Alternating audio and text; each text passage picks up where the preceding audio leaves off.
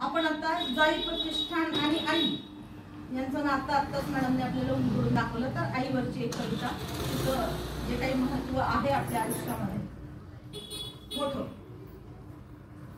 आई घास भरवत असताना मी मान फिरवत होते. आई घास भरवत असताना मी मान फिरवत होते. ती धाव धावली माझ्या पाठी, मी तिला पळवत होते. ती धाव धावली माझ्या पाठी, मी तिला पळवत होते.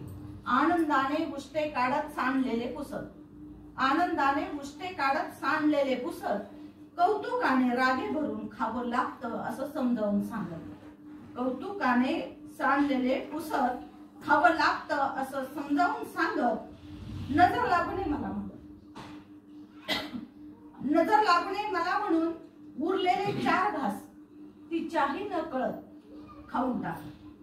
नजर लागू नये मला म्हणून उरलेले 4 घास तिच्याही न कळत खाऊन टाकत. आता आता मी करते सवरती, आता मी करते सवरती आणि एक दिवस आईला भरवण्याची वेळ माझ्यावर.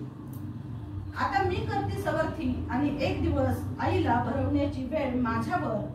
तिच्या अंगावर सांडलेलं पुसताना, तिच्या अंगावर सांडलेलं पुसताना डोळ्यात तिच्या विषण्णता अंतर्मन अगदी, डोळ्यात तिच्या विषण्णता अंतर्मन अगदी खचलेलं. 4 घास भरवायचे राहिलेले, 4 घास भरवायचे राहिलेले खाऊ शकले नाही मी तिचं उरलेलं. 4 घास भरवायचे राहिलेले खाऊ शकले नाही मी तिचं उरलेलं. नाही उदात्त होता आलं मला, नाही उदात्त होता आलं मला तिला नजर लागू नये म्हणून. नाही उदात्त होता आलं मला तिला नजर लागू नये म्हणून.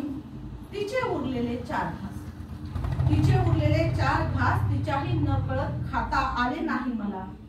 तिच्यासाठी काळजीचा सूर व्यक्त करण्या इतकं मोठं होताही आलं नाही मला.